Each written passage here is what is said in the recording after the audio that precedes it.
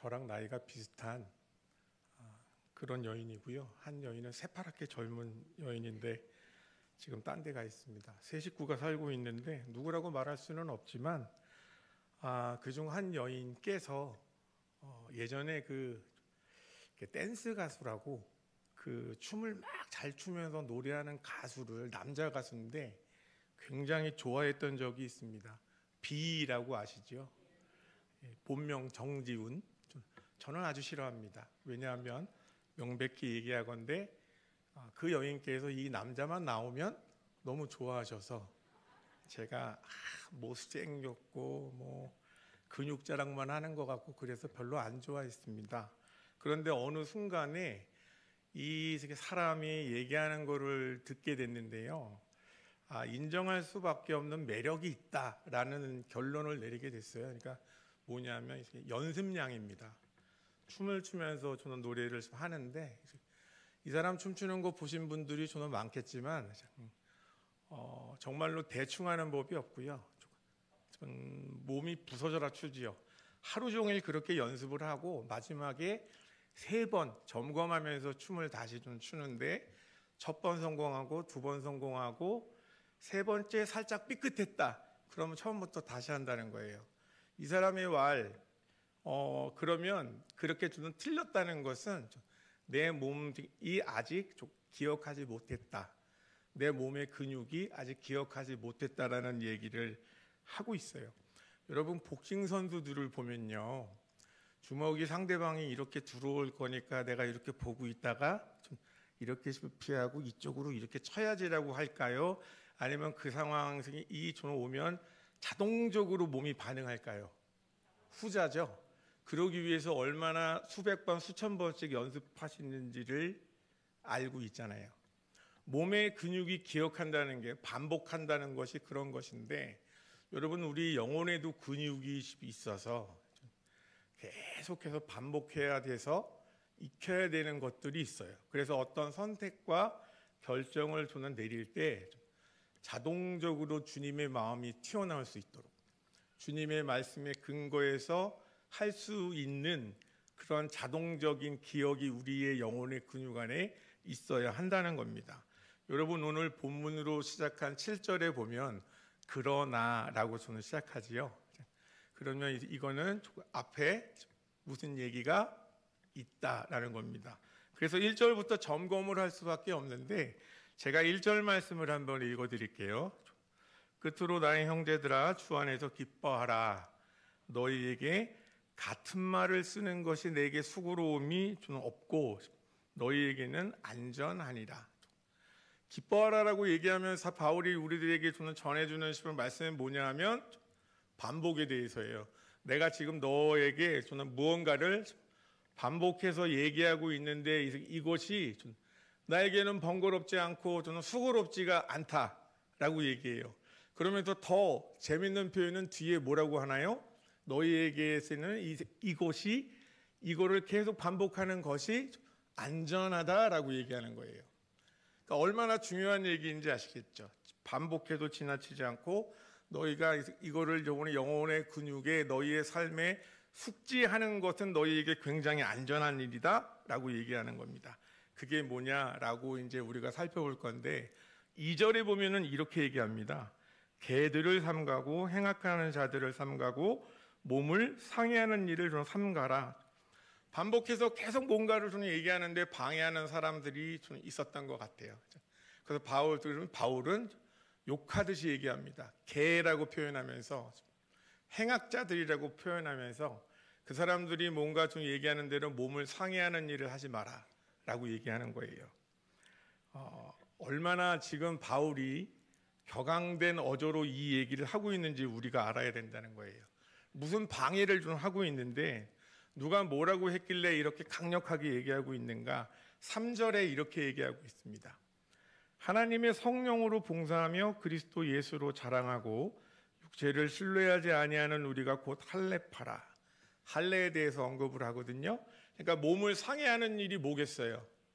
할례를 얘기하는 거예요. 어떻게 보면 3절에 육체를 신뢰하지 아니하는 우리가 라는 표현을 저는 들어봤을 때 2절에서 좀 얘기했던 개, 행악자들은 뭘 신뢰한다고요? 육체를 신뢰하는 사람들인 것을 우리가 알 수 있어요. 그 당시에 바울이 전한 복음은 예수 그리스도에 관한 이야기지요. 그래서 우리가 행위로 주는 구원을 얻는 것이 아니고 믿음으로 구원을 얻는다는 복음이에요. 예수 그리스도를 받아들이면 되는데 거기에 덧붙여서 자꾸 뭔가를 끼워넣는 사람들이 뭘 얘기하냐 하면 그것만으로도 끝난 게 좀 아니고 할례도 받아야 돼 라고 얘기하는 거예요. 그런데 바울이 그 뒤에 4절 6절에서 이렇게 얘기합니다. 성경을 가지신 분들은 저랑 같이 한번 읽어볼게요.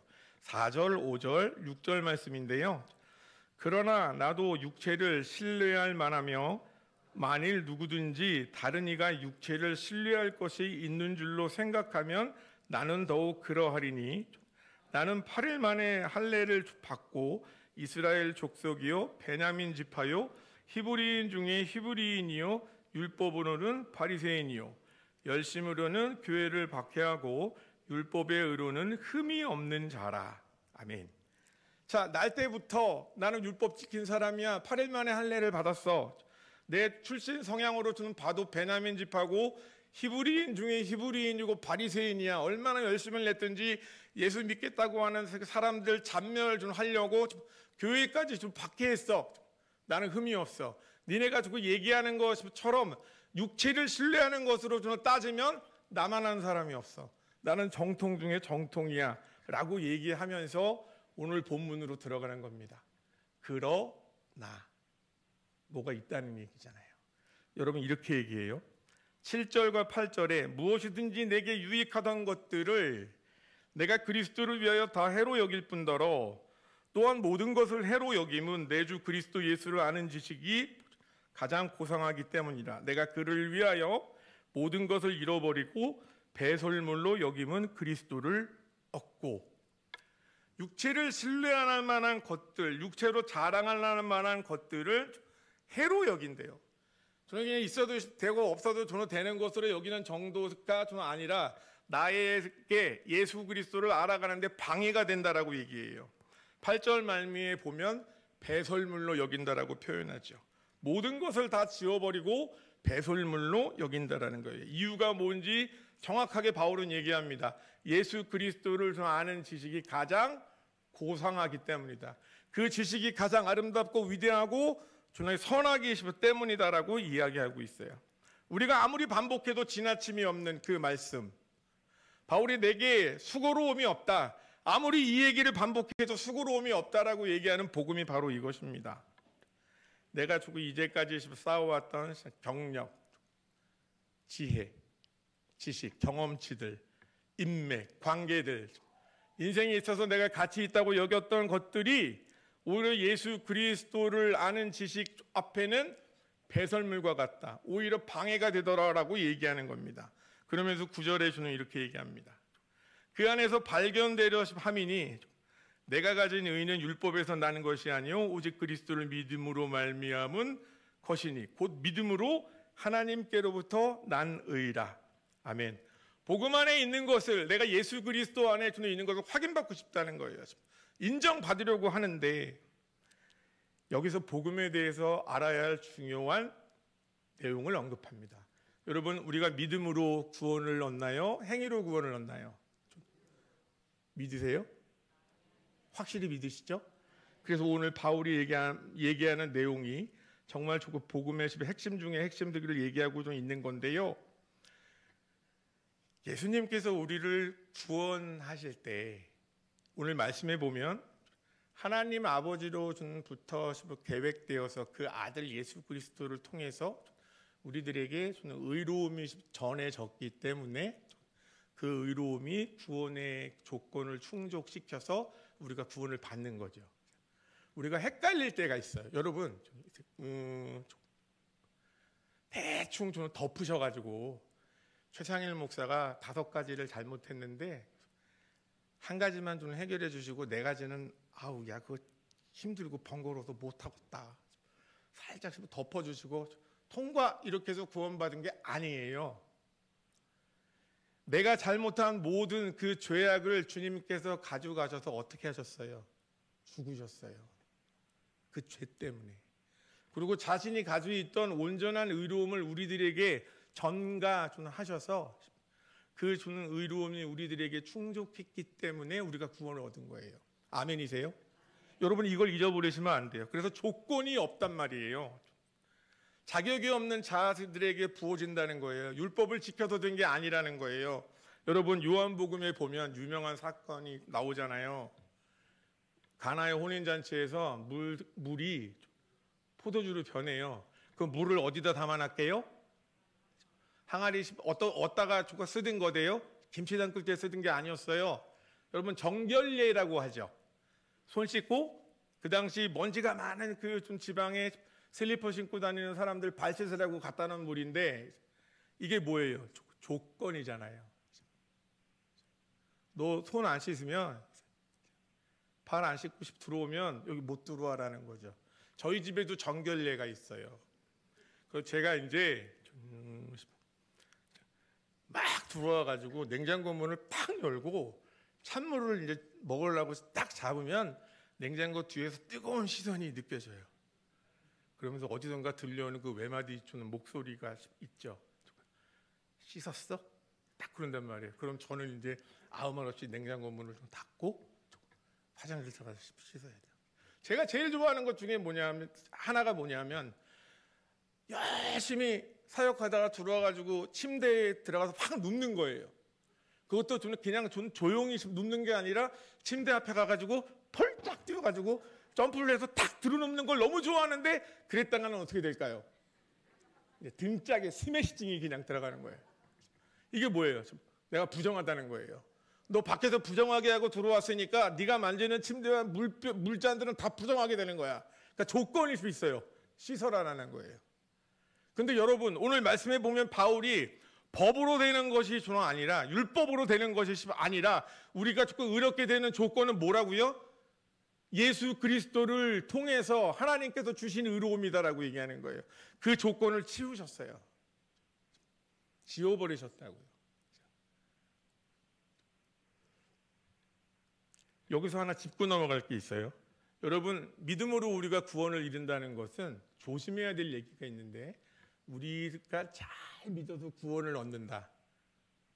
맞다. 그거 아니다.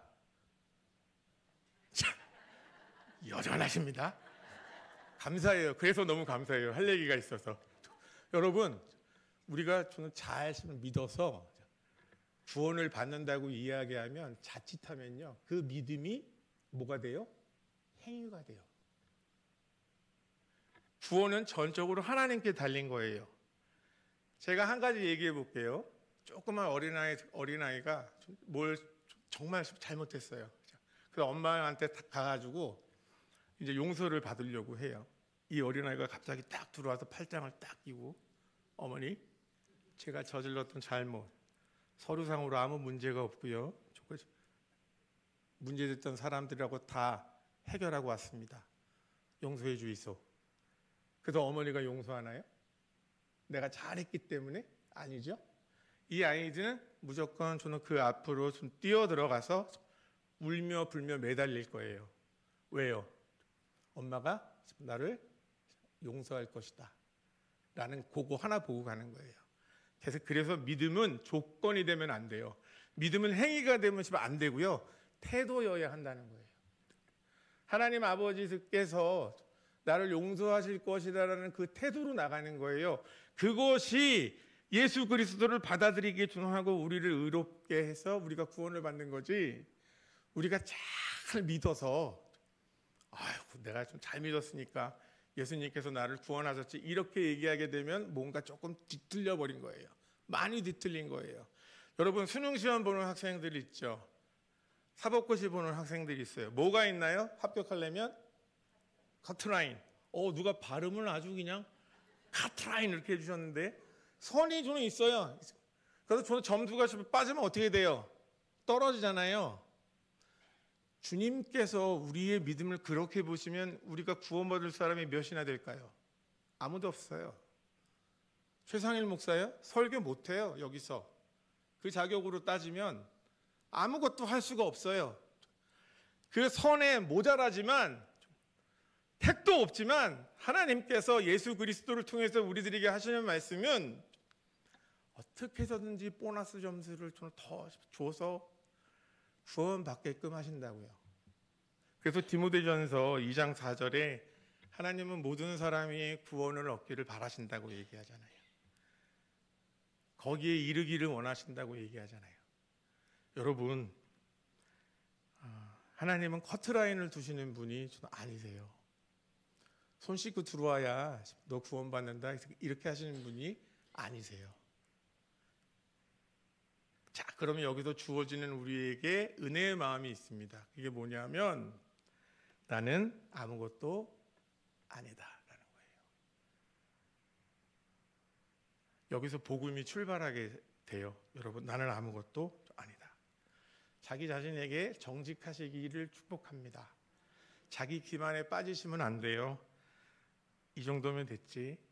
좀 선줄로 생각하면 어떻게 할까 조심하라고요?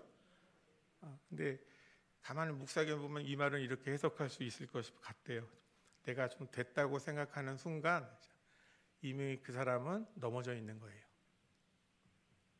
누군가를 판단하는 습관이 계속 우리들에게 주고 있어요.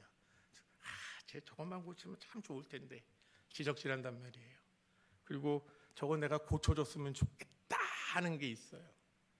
자꾸 이런 생각하시면 그거는 하나님이 원하시는 게 아니겠죠. 여러분, 그 판단은 하나님만 하시는 겁니다.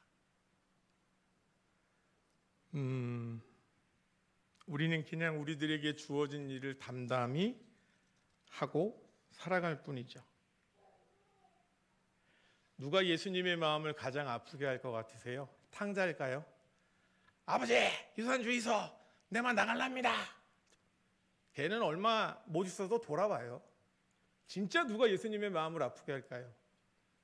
하나님이 세상을 이처럼 사랑하사 하고 우리들에게 매일 손을 내밀어 주시는데 조금씩 시선을 딴 데 두는 사람들.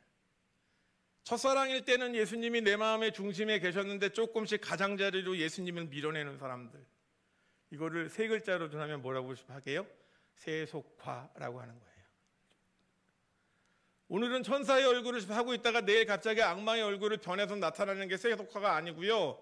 오늘 나를 초청하시고 초대하시는 예수님의 손길을 거부하고 거절하면서 오늘 조금 더 예수님을 내 밖으로 밀어내는 게 세속화라고요.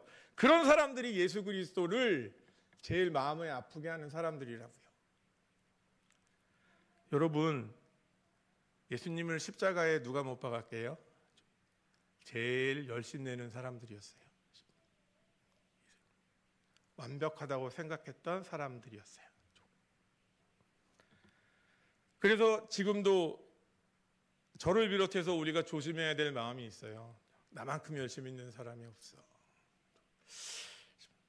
무슨 섬김을 저렇게 반쪽짜리로 하지? 헌신은 저런 게 아닌데 라고 생각하신다면 예수님을 십자가에 못 박으실 수 있는 가능성이 제일 많다는 것들을 기억하셔야 합니다. 자, 10절 11절에 이렇게 얘기합니다. 내가 그리스도와 그의 부활의 권능과 그 고난에 참여함을 알고자 하여 그의 죽으심을 본받아 어떻게 해서든지 죽은 자 가운데서 부활에 이르려 하노니. 뜻이 잘 안 들어와서 세번역 성경을 찾아봤어요. 그랬더니 이렇게 되어 있습니다. 내가 바라는 것은 그리스도를 알고 그분의 부활의 능력을 깨닫고 그분의 고난에 동참해서 그분의 죽으심을 본받는 것입니다. 그래서 나는 어떻게 해서든지 죽은 사람들 가운데서 살아나는 부활에 이르고 싶습니다. 내가 원하는 것은, 바울이 원하는 것은 예수 그리스도를 아는 거예요. 지식적으로만 아는 게 아니겠죠. 몸으로 느끼고 싶은 거예요. 체험하고 싶은 겁니다. 그래서 그분이 나를 어떻게 용서하셨는지 경험하고 싶어요. 그분이 얼마나 자비로 가득 찬 분이신지를 알고 싶어요. 그분이 어떤 부르심으로 나를 부르셨는지를 좀 알고 싶은 거예요. 부활의 능력이 어떤 것인지. 그래서 맨날 죽은 것 같은 내 인생 가운데 하나님께서 그 부활에 주는 능력과 주는 소망으로 나를 어떻게 일으켜 세우시는지를 날마다 일상의 순간마다 경험하고 싶은 거예요. 바울이 그런 얘기를 하는 겁니다. 그러면서 나는 그리스도의 영광만이 아니라 고난에도 참여하려고 한다. 여러분, 나는 영광만 먹고 고난은 싫은데요. 그건 반쪽짜리예요. 여러분, 영광을 원하신다면 고난이 있으셔야 합니다. 부활이 있기 전에 죽음이 먼저 있어야 되는 것과 똑같다고요. 그래서 바울은 나는 날마다 죽노라라고 얘기하면서 오늘 본문 12절 이후에도 계속 그 얘기를 해요. 12절 말씀 찾으셔서 같이 한번 읽어볼게요. 시작. 얻었담도 아니요 온전히 이루었담도 주나니라. 오직 내가 그리스도 예수께 잡힌 바 된 그것을 잡으려고 달려가노라.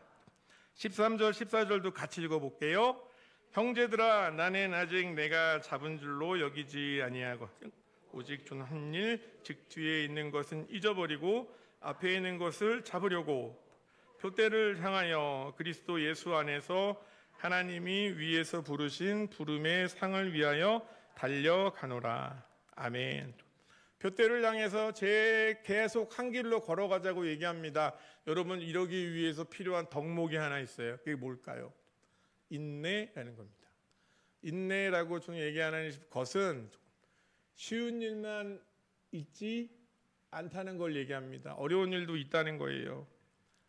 계절에 겨울이 있듯이 영혼에도 여러분 겨울이 찾아올 때가 있어요. 하나님은 침묵하시는 것이 같고 내 마음과 생각 속에는 고민과 번뇌가 좀 가득하고 저는 우울하고 아무도 내 편이 아닌 것 같고, 그런데 겨울을 견디는 나무를 보면 말입니다, 여러분, 그 안에 생명을 그대로 간직하고 있습니다. 그 생명을 저는 지키기 위해서 자기의 아름다웠던 나뭇잎과 가지들을 다 떨궈내요. 그리고 그 생명만 가지고 죽고 있다가 겨울을 저는 잘 견디고 정직하게 자기 모습 그대로 그 계절을 버텨냅니다. 그리고 계절이 바뀌면 다시 이파리와 꽃을 내요. 저도 얼마 전까지 내가 영혼의 겨울 속에 있구나라는 생각을 했었어요. 그런데 여러분, 제가 깨달은 게 좀 있습니다.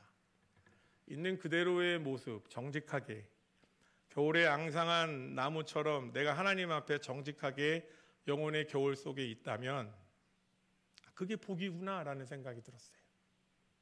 내가 예배를 좀 열심히 드려서 기도를 열심히 해서 뭔가를 받는 응답이 복이 아니라 내가 예배를 드리는 그 자체가 복이었구나, 내가 기도하는 그 자체가 복이었구나라는 것을 깨닫게 됐어요.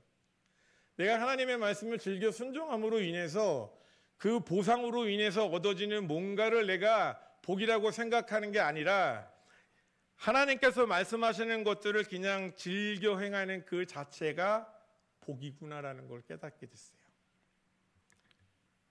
그 계명을 지키는 자체가 우리들에게 은혜가 되는 거죠. 여러분, 혹시 영혼의 겨울 가운데 계신 분이 있다고 생각되시면 분명히 기억하시기 바랍니다. 겨울을 나는 이 나무가 생명을 잔뜩 움켜쥐고 있듯이 우리도 그 생명을 꼭 움켜쥐시고 있기를 축복합니다. 여러분, 그것은 하나님이시고 예수 그리스도세요. 생명이고 복음임을 기억하시기 바랍니다. 그래서 오늘 바울이 계속 그 길로 뒤에 것은 다 잊어버리고 앞에 있는 것을 보고 예수 그리스도를 쫓아서 앞으로 나가자. 우리는 아직도 여러분 길 위에 있습니다. 계속 가는 거예요. 한 걸음 한 걸음 또 가는 거예요. 주저앉고 싶어도 버티고 견디고 가는 거예요. 여러분, 그게 은혜예요. 여러분, 빛이 비추잖아요.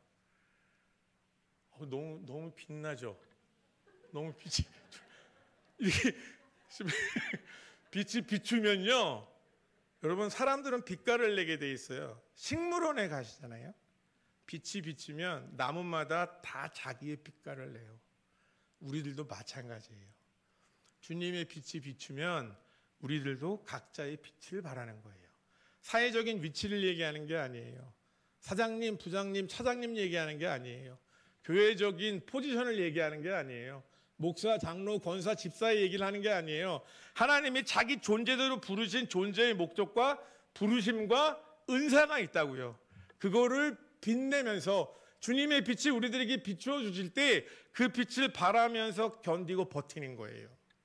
그게 한 길로 오랜 시간 동안 한 길로 가는 순종의 길이 되는 겁니다. 그래서 묵묵히 자기 일을 하는 것, 잠잠히 나에게 주어진 일상을 사는 것이 중요하다는 거예요. 세상을 바꾸는 사람들이 누구일까요? 정치가들일까요? 그렇지 않은 것 같아요. 뭐 역사에 족적을 남길 만한 어떤 기업가들일까요? 물론 그 사람들도 큰 영향을 미친 건 사실이지만 정말 세상을 움직이는 사람들이 누구일 것 같으세요?